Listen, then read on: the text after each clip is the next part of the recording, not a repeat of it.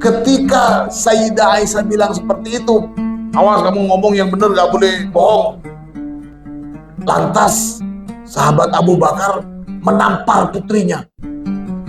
Ditampar Sayyidah Aisyah sama sahabat Abu Bakar sebagai ayah. Hatta damiyafuha, ditampar sampai keluar darah.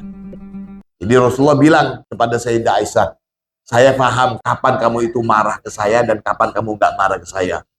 Tahu dari mana kamu? Katanya Sayyidah Aisyah. Kemudian Rasulullah jawab, amma idza kunti anni radiyatan fa innaki taqulin la wa rabbi Muhammad. Ini beberapa contoh bagaimana Rasulullah bersikap saat sedang ada selisih dengan istri-istri beliau, termasuk dengan Sayyidah Aisyah. وقل رب زدني علما رب زدني علما. Pada pertemuan yang lalu kita sudah membahas satu hadis Nabi tentang bagaimana sikap kita sebagai seorang mukmin kepada keluarga kita, wabil khusus kepada istri kita. Rasulullah bersabda, khairukum li ahlihi wa ana khairukum li ahli. Sebaik-baik kalian itu adalah dia yang paling baik pada keluarganya, yang paling baik sama istrinya. Dan aku, kata Rasulullah, adalah paling baiknya di antara kalian kepada keluargaku. Ini satu pernyataan dari Rasulullah bahwa di dalam Islam itu kasih sayang seorang suami kepada istri bukanlah satu hal yang, kalau boleh dikatakan sekarang, bukan sesuatu yang gombal, tapi tercatat sebagai ibadah. Kenapa? Karena Rasulullah mencontohkan kepada kita bahwasanya kasih sayang seorang suami kepada istri itu tidak lain satu bentuk ibadah yang luar biasa, ittiba'an li sunnati Rasulillah sallallahu alaihi wasallam. Lantas mungkin kita bertanya, apakah hubungan Rasulullah dengan para istri-istri beliau baik-baik saja seterusnya selamanya? Tidak. Rasulullah juga manusia. Bahkan Rasulullah itu juga ditunjukkan bagaimana keadaan manusia mulai dari beliau menjadi pengembala, menjadi pedagang, serta berlaku baik, kemudian menunjukkan sikap bagaimana semestinya seorang suami pada istri. Rasulullah bisa dijadikan suri tauladan untuk hubungan suami dan istri. Nabi Isa tidak bisa, karena Nabi Isa tidak menikah. Nabi Yahya tidak bisa, karena tidak menikah. Jadi Rasulullah bisa dijadikan suri tauladan bagaimana semestinya seorang suami memperlakukan istrinya dalam keadaan yang macam-macam. Mau dalam keadaan senang atau romantis, ada. Atau mungkin ketika terjadi perselisihan antara suami istri. Yang mathura, suami istri itu sama dengan anunya pereng, jadi pasti ada bunyinya. Nah, kelonteng-kelontengnya tuh pasti ada. Jadi setelah Rasulullah kemarin dalam hadis yang kita bahas, bagaimana sikap dan kecenderungan wanita pada umumnya, kalau mau ngasih nasihat, mau negor wanita itu jangan kasar-kasar, bisa patah. Tapi kalau dibiarin, kasep. Nah, itu. Jadi dikatakan, wajaro bainahu sallallahu alaihi wasallam wa baina sayyidah Aisyah radhiyallahu anha kalamun. Pernah terjadi, kalau boleh kita katakan sekarang itu, ada cekcok antara Rasulullah dengan Sayyidah Aisyah. Hatta adkhala Abu Bakrin bainahuma hukman. Sampai karena mungkin sulit untuk ditanganin, sampai Rasulullah mengajak Abu Bakar sebagai ayahnya Sayyidah Aisyah untuk jadi penengah lah, kalau boleh saya katakan begitu. Faqala laha Rasulullah sallallahu alaihi wasallam. Ketika sudah ada Abu Bakar, Rasulullah bilang kepada Sayyidah Aisyah, takallamina aw atakallam. Wahai Aisyah, gimana? Ini bapak kamu sudah ada. Kamu yang bilang atau saya yang bilang? Jadi Rasulullah begitu. Jadi supaya Rasulullah akhirnya melibatkan sahabat Abu Bakar, sahabat sekaligus mertuanya. Nah, mungkin kalau di depan bapaknya kan Sayyidah Aisyah kelihatan agak berani, weh, bapakku wis teko, nah, mau apa? Nah, itu sampai begitu bahasa kita. Rasulullah bilang, ayo kamu yang mau bilang ke bapak kamu atau saya yang bilang? Qalat. Kemudian Sayyidah Aisyah bilang, bal tukallim anta, walakin la takul illa haqqan. Wes kamu aja yang bilang, tapi ingat ya, harus bilang yang benar, gak boleh macam-macam. Jadi katanya Sayyidah Aisyah, kamu yang bilang atau saya? Kok naik wes? Tapi awas lo, jangan bohong, harus yang benar ngomongnya. Jadi di depan, karena mungkin sudah berani di depan ayahnya, di depan Abu Bakar. Falatomaha Abu Bakar. Nah, ketika Sayyidah Aisyah bilang seperti itu, awas kamu ngomong yang benar, gak boleh bohong. Lantas sahabat Abu Bakar menampar putrinya. Ditampar Sayyidah Aisyah sama sahabat Abu Bakar sebagai ayah. Hatta damiyafuha, ditampar sampai keluar darah di bibir beliau. Di bibirnya Sayyidah. Ini bapaknya yang nampar lo ya. Bukan Rasulullah. Sekali lagi nanti pas tadi ada pelajaran dari Gus Zulfan suami, bukan Rasulullah yang menampar, itu sahabat Abu Bakar. Falatomaha Abu Bakar hatta damia fuha, sampai berdarah. Waqala, setelah itu sahabat Abu Bakar bilang, adawati nafsi. Kalau boleh saya katakan itu, apa kamu kok ngomongnya sembarangan? Masa sampai ngomong begitu ke Rasulullah? Kapan pernah Rasulullah bicara bohong? Kok sampai mengingetin Rasulullah bicaranya yang benar, tidak boleh tidak benar. Kalau bahasanya Abah Jumain, mek umatu wa Rasulullah saku capak. Nah, gitu bahasanya. Siapa kamu itu? Kok ngomong gitu ke Rasulullah? Nih. Aw yaqulu ghairal haq.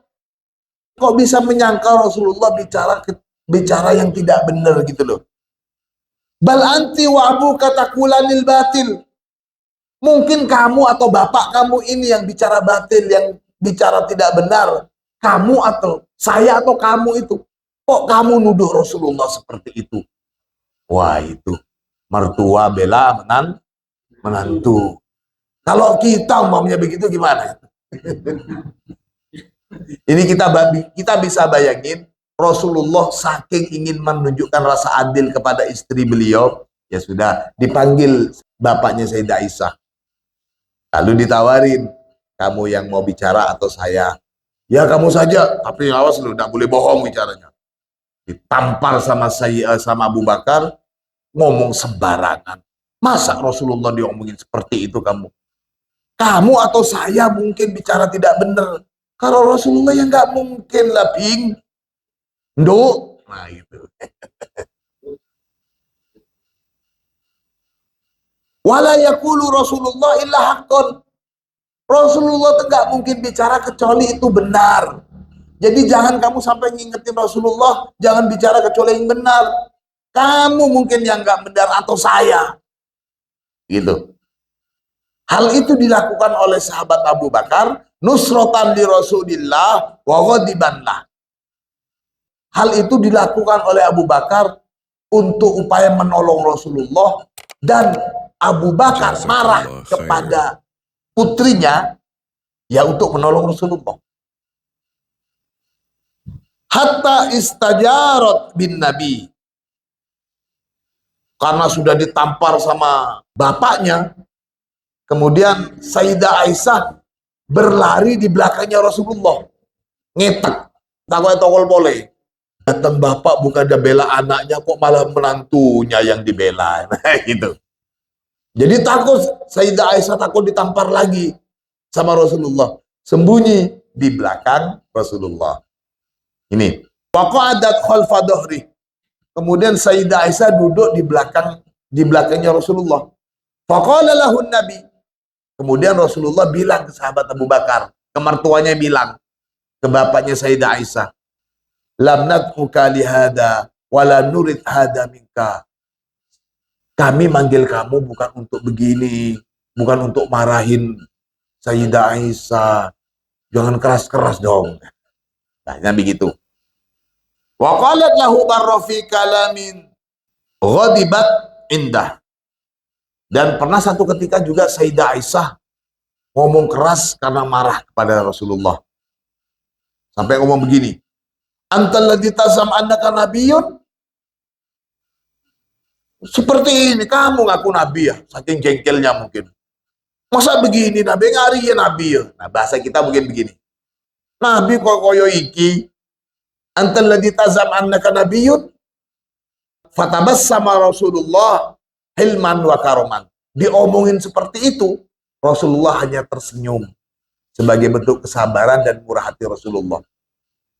Gimana kalau istri kita ngari ya orang tijani yo. Melo jen entos.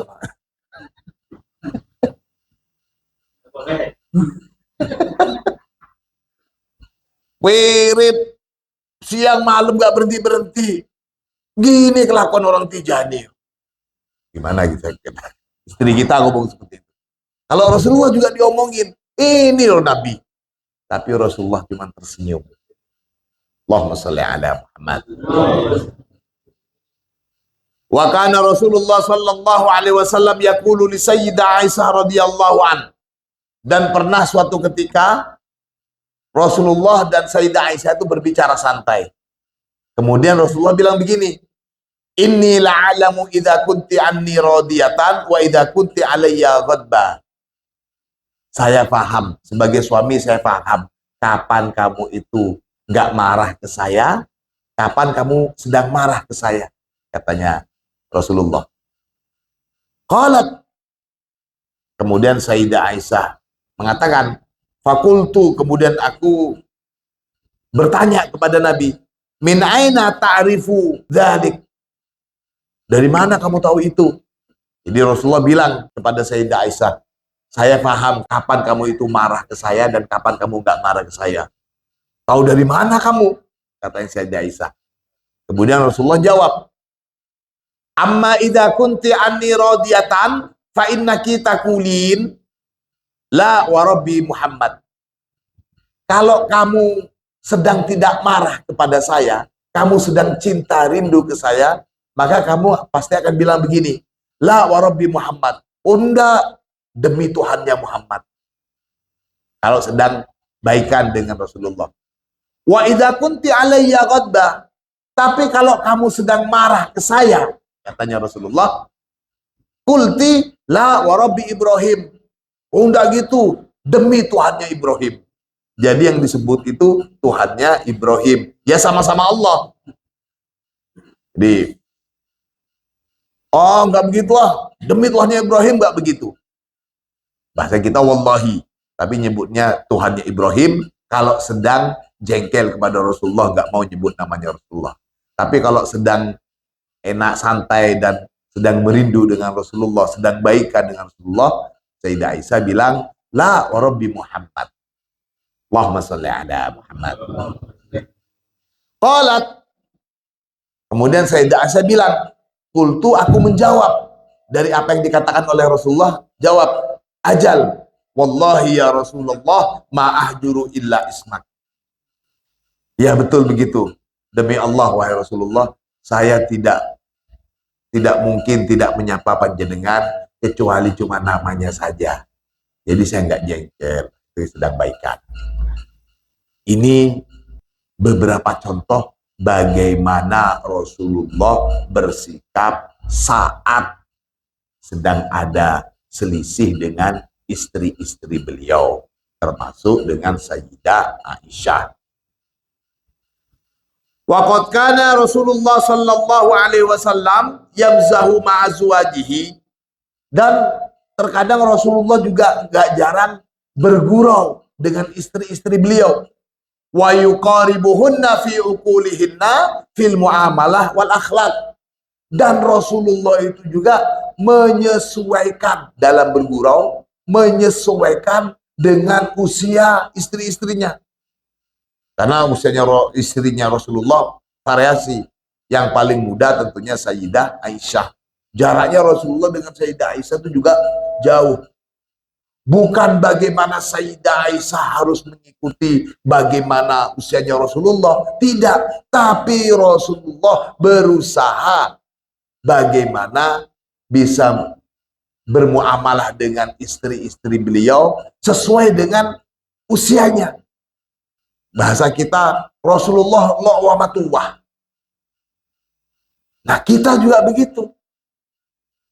Kita bisa contohkan bagaimana kalau umpamanya Aba Jumain gurau dengan cucunya yang masih kecil.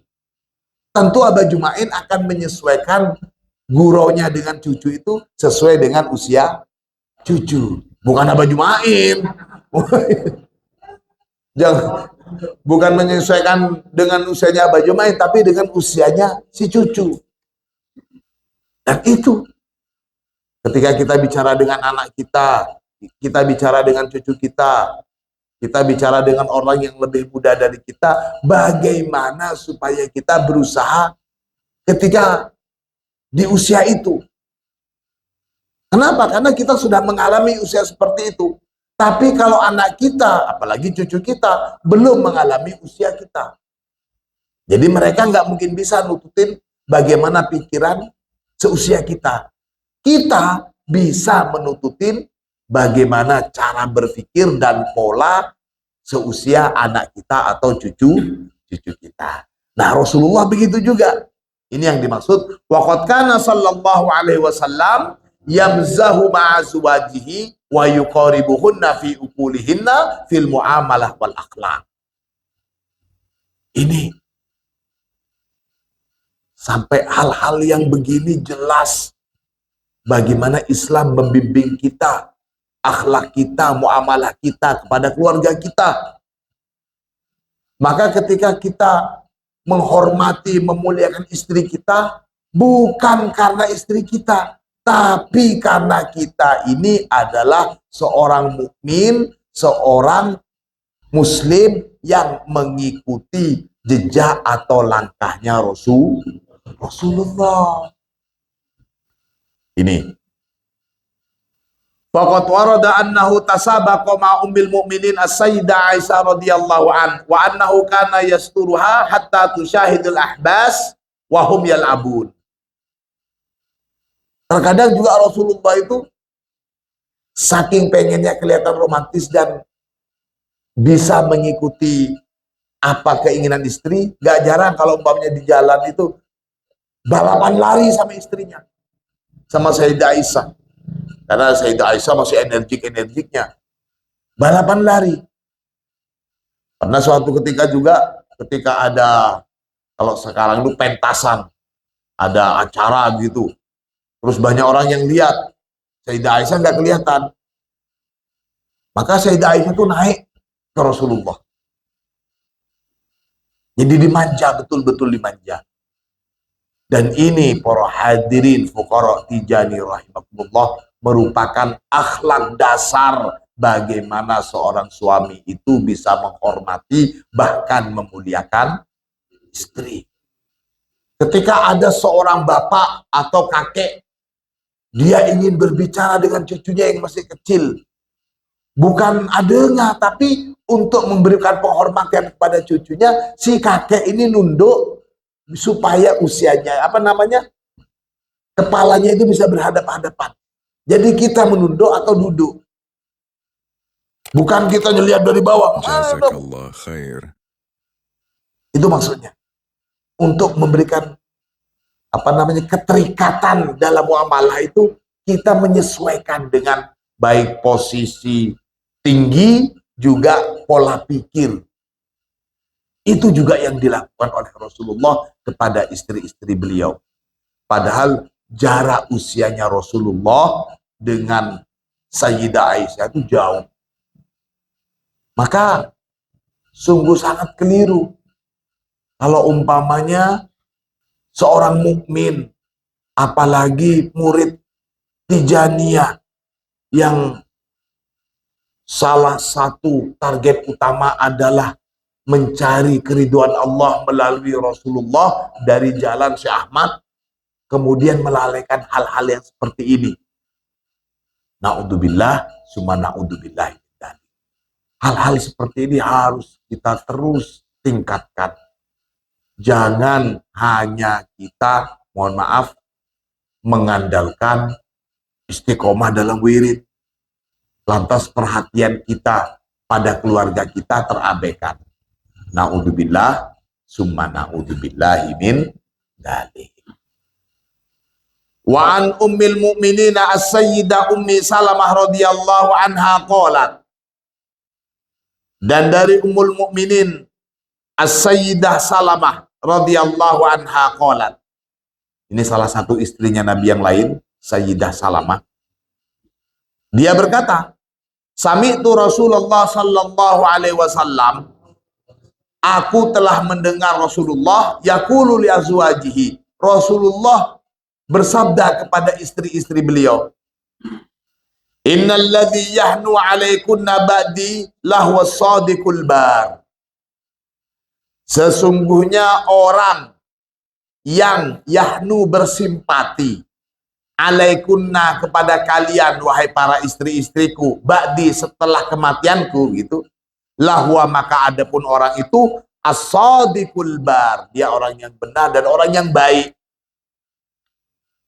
Hada fil hadis aniz zaujah. Ini hadis tentang istri. Lakinna Rasul sallallahu alaihi wasallam ausa bin nisa amatan. Rasulullah juga berwasiat tentang istri-istri amatan secara umum. Faqala, kemudian Rasulullah bersabda, khairukum lin nisa. Sebaik-baik kalian itu adalah dia yang paling baik pada istrinya. Nah, ini langsung tegas. Jadi sebaik-baik kalian itu adalah dia yang paling baik pada istrinya. Gak ada hadis Nabi khairukum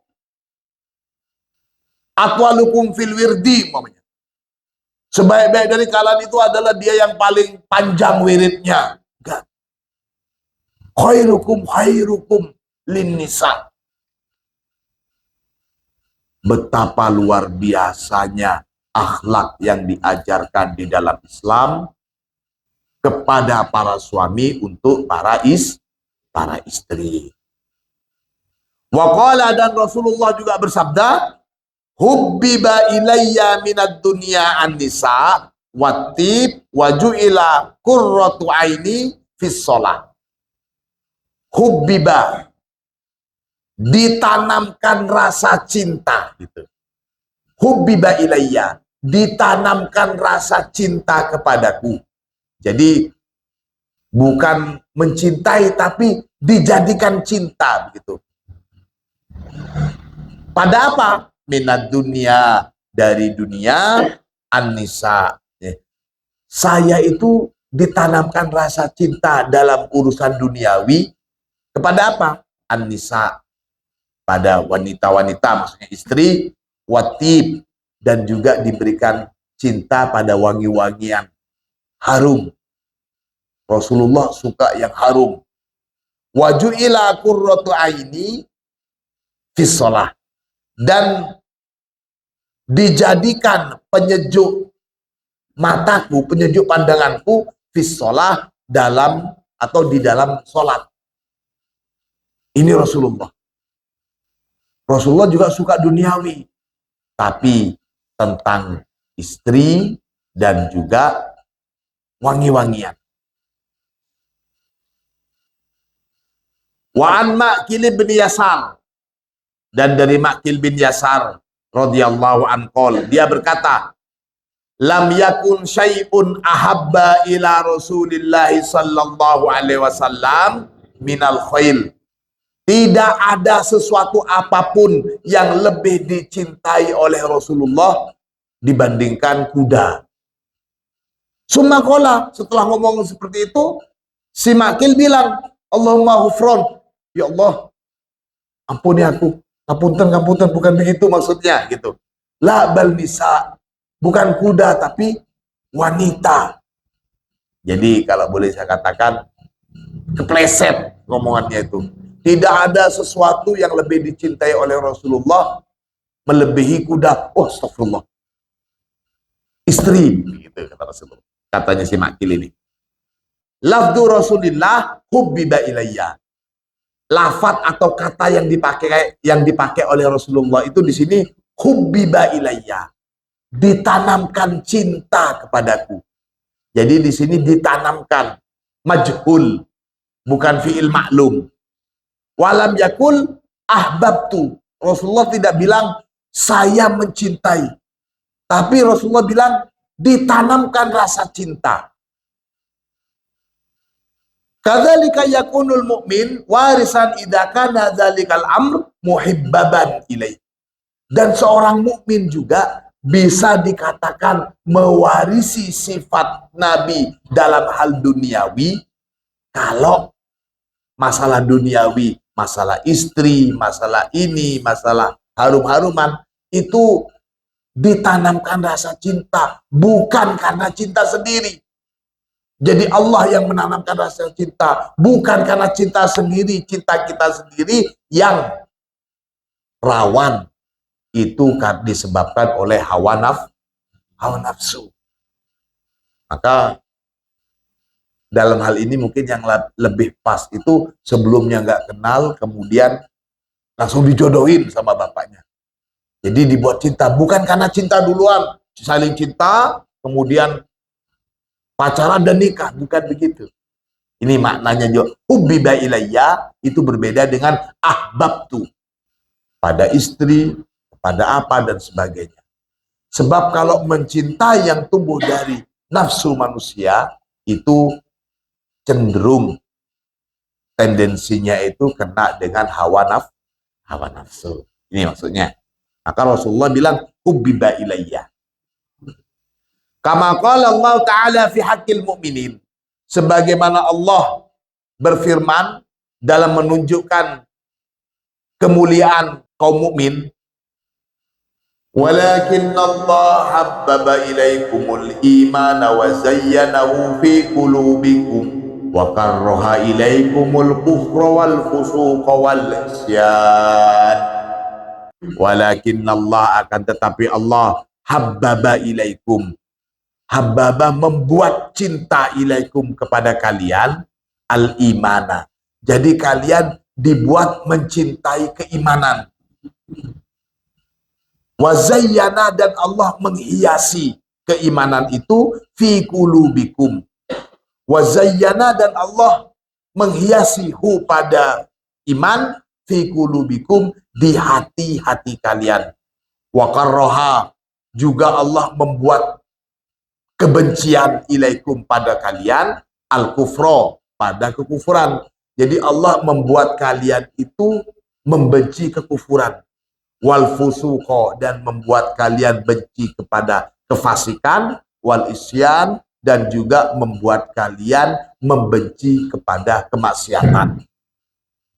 Kalau hukum dasarnya ya kita nggak mau, enak maksiat itu, tapi sama Allah dianugerahi benci kepada maksiat, dianugerahi. Ini yang dimaksud. Walakinnallaha habbaba ilaikumul iman wa zayyanahu fi qulubikum wa karraha ilaikumul kufra wal fusuqa wal isyan.